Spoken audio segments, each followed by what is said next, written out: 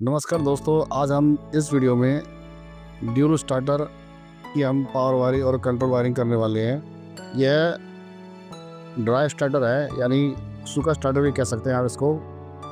इसमें oil starter की जो कंट्रोल वायरिंग होती है, उसी तरह ही ड्राई स्टार्टर की, यानी ये जो हम कर रहे हैं स्टार्टर, इसमें पावर वायरिंग और कंट्रोल वायरिंग दोनों की सेम होती है दोस्तों।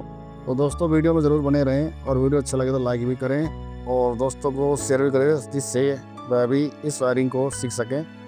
आइए दोस्तों, देर ना करते हुए वीडियो को आगे बढ़ाते हैं। सबसे पहले हम पावर वायरिंग करेंगे, उसके बाद फिर कंट्रोल वायरिंग करेंगे। पावर वायरिंग करने के लिए पहले हम कॉन्टेक्टर के थोड़े स्पेयर पार्ट्स या पॉइंट को जान लेते हैं। देखिए दोस्तों, ये कॉन्टेक्टर है, ये आप ये देखेंगे ये L1 है और ये L2 है और ये L3 है, यानी इसमें 3 फेस जो वायरिंग होती है दोस्तों, यहाँ पर कसी जाती हैं। उसके बाद ये NO पॉइंट है और ये NC पॉइंट है दोस्तों। और ये ऑपरेटिंग कॉइल का जो A1 लिखा हुआ आप देख रहे हैं, A1, इसमें ऑपरेटिंग कॉइल का टर्मिनल होता है। यहाँ पे हम सप्लाई देते हैं ऑपरेटिंग कॉइल को। इसी तरह यानी अभी जो आपने देखा वो इनपुट है, और ये आउटपुट। देखिए आउटपुट में भी आप ये टर्मिनल देखेंगे, इसमें R, Y और ये B तीनों सप्लाई निकलती हैं। और ये NO पॉइंट है कॉन्टेक्टर का, और ये NC है, और ये A2 देख रहे हैं आप, ये भी ऑपरेटिंग कॉइल का जो है 2 वायर होते हैं ऑपरेटिंग कॉइल में, उसका ये दूसरा टर्मिनल है जिसमें हम सप्लाई की तार जोड़ते हैं। इसी तरह स्टार्टर में एक ओवरलोड रिले भी लगाई जाती है। देखिए ये ओवरलोड रिले है, ये देखिए इस तरह से आप देख रहे हैं। ये ओवरलोड रिले में 3 टर्मिनल निकाली जाती हैं। देखिए एक ये, दूसरा और तीसरा, इनमें 3 फेज सप्लाई दी जाती है। और इन सप्लाई को, ये जो आप नीचे पॉइंट देख रहे हैं, इनमें ये R और ये Y और ये B यहाँ से सप्लाई निकलती हैं, जो इस मोटर के टर्मिनल तक पहुंचती हैं, ये तीनों तार। और इसी तरह इनमें भी NO NC पॉइंट लगे होते हैं और लोड रिले में। ये दोनों पॉइंट NO पॉइंट होते हैं दोस्तों, और ये दोनों NC पॉइंट होते हैं। इस तरह से दोस्तों इन कॉन्टेक्टर में इस तरह के ओवरलोड रिले लगाए जाते हैं ड्राई स्टार्टर में। और ये पिनें जो होती हैं, टर्मिनल जो होते हैं तीनों, इस तरह से कॉन्टेक्टर के अंदर फंसा के तीनों पिनों को, फिर जो स्क्रू होता है इसमें लगे हुए, उस स्क्रू से, जिनमें स्क्रू लगे होते हैं, इनमें कसे जाते हैं रिले को। आइए आप इसकी हम पावर वायरिंग शुरू करते हैं। पहले पावर वायरिंग करने के लिए सबसे पहले आप देख रहे हैं MCB। ये जो 3 टर्मिनल है उसमें से हम 3 फेज लाइन को हम कॉन्टेक्टर तक ले आते हैं पहले, यानी 3 फेज RYB, ये होगा R, Y और ये B, 3 फेज सप्लाई कॉन्टेक्टर तक पहुंचते हैं। और कॉन्टेक्टर में जो ओवरलोड लगे होते हैं, यानी ओवरलोड के टर्मिनल देखिए ये लगे हैं तीनों, इसके ज़रिए जो सप्लाई है 3 फेज लाइन ओवरलोड रिले से निकलते हैं। देखिए इस तरह से R, Y यानी लाल, पीला और नीला, यानी ये 3 फेस इस तरह से मोटर के टर्मिनल तक पहुंचते हैं।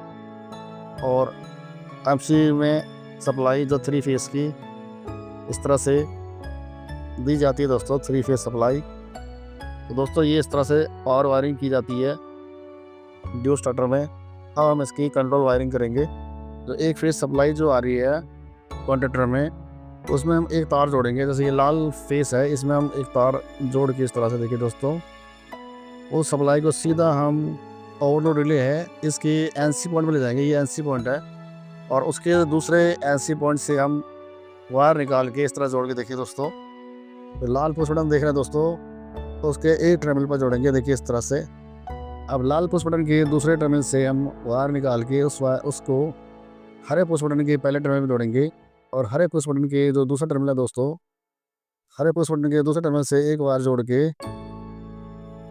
सीधा हम A2 पॉइंट देख रहे हैं आप, जिसमें ऑपरेटिंग कॉइल की एक वायर जोड़ी हुई होती है, उसमें इस तरह हम जोड़ेंगे। इस तरह से ऑपरेटिंग कॉइल के एक टर्मिनल पर सप्लाई पहुंचती है इसमें आप A1 जो पॉइंट दिख रहे हैं इसमें, ये भी ऑपरेटिंग कॉइल का दूसरा पॉइंट है, इसमें भी हम सप्लाई देंगे।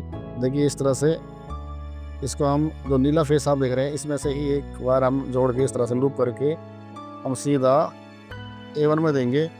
इस तरह से ऑपरेटिंग कॉइल को 2 फेस सप्लाई मिल जाती है, क्योंकि दोस्तों इसमें 415 वोल्ट का ऑपरेटिंग कॉइल लगाया गया है, यानी 3 फेस का।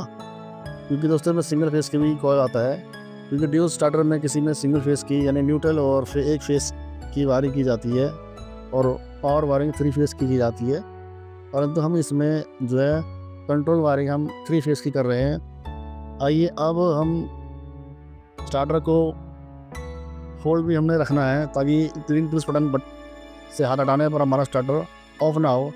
इसके लिए हम जो कॉन्टेक्टर का जो आप एनो पॉइंट देख रहे हैं इसमें हम कनेक्शन करेंगे। देखिए किस तरह से। पहले सबसे पहले हम एक वायर, ये जो ऊपर आप ये एनो पॉइंट देख रहे हैं इसमें से हम जोड़ेंगे, यहाँ जोड़ के देखिए इस तरह से इस वायर को हम सीधा दूसरे टर्मिनल में जोड़ेंगे इस तरह से। और नीचे जो कॉन्टेक्टर एनो पॉइंट है इसको हम जो A2 पॉइंट है इसी में से हम लूप कर देंगे। देखिए इस तरह से वायर जोड़ के, क्योंकि हम इस एनो पॉइंट की वायर को हम यहाँ से यहाँ भी जोड़ सकते हैं, यानी हरे पुश बटन के दूसरे टर्मिनल पर। और इसमें दोस्तों वायर अधिक लगेगा क्योंकि हमें तार की बचत करनी है। तो जब पॉइंट पास में है A2 यानी ग्रीन पुश बटन की जो वायर सीधा A2 में गई हुई है, तो हम सीधा यहीं से इसमें हम लूप कर देते हैं। इसलिए हमने एनो पॉइंट की एक तार लेकर हमने A2 में हमने लूप कर दिया, इससे हमारी तार की बचत भी हो गई। अब इस तरह से ये इसकी कंट्रोल वायरिंग दोस्तों पूरी होती है। अब हम जो इंडिकेटर देख रहे हैं आप, इसकी भी हम वायरिंग करेंगे। जैसे हमारा कॉन्टेक्टर ऑन हो यानी मोटर ऑन हो तो हमारा जो इंडिकेटर हरा जलना चाहिए। इसके लिए आइए दोस्तों हम ग्रीन इंडिकेटर की वायरिंग करेंगे। इसके लिए हम ग्रीन इंडिकेटर की एक वायर को देखिए इस तरह से एक फेस सप्लाई से कनेक्ट करेंगे, और ग्रीन इंडिकेटर की जो दूसरा वायर है दोस्तों उसको हम इस तरह देखिए एक वायर जोड़ के हम सीधा जो एनो पॉइंट है कॉन्टेक्टर का उसमें जोड़ेंगे। जब कॉन्टेक्टर ऑन होगा तो ये ग्रीन इंडिकेटर भी ऑन होगा। इसी तरह अब ट्रिप की बारी है, जब ओवरलोड से अगर मोटर या बंद होती है या स्टार्टर बंद होता है तो इससे पता चलेगा कि ओवरलोड होने के कारण जो है स्टार्टर ऑफ हुआ है, तो उसकी भी हम वायरिंग करेंगे। इसकी वायरिंग भी एक वायर को हम किसी भी एक फेस की जो सप्लाई है उससे जोड़ेंगे। देखिए इस तरह से हमने यहाँ जोड़ा यहाँ पे नीले फेस में, और इंडिकेटर की जो दूसरी वायर है उसको भी हम सीधा जो ओवरलोड रिले का जो एनो पॉइंट है दोस्तों उसमें इस तरह जोड़ेंगे। देखिए, और ओवरलोड रिले के जो दूसरा जो एनो पॉइंट है उसमें हम एक वायर जोड़ के जो NC पॉइंट देख रहे हैं आप, इससे हम लूपिंग कर देंगे। तो इससे हमारी जो है कंट्रोल सर्किट पूरी होती है। यानी जब मोटर ट्रिप होगा यानी स्टार्टर बंद होगा ओवरलोड के कारण, तो यह इंडिकेटर आपको बताएगा। दोस्तों इतना ही इसकी वायरिंग होती है ड्यूल और स्टार्टर की, यानी सूखे ड्राई स्टार्टर की। वीडियो अच्छा लगे तो लाइक ज़रूर करें दोस्तों, और ऐसे आने वाली वीडियो देखने के लिए चैनल को ज़रूर सब्सक्राइब करें।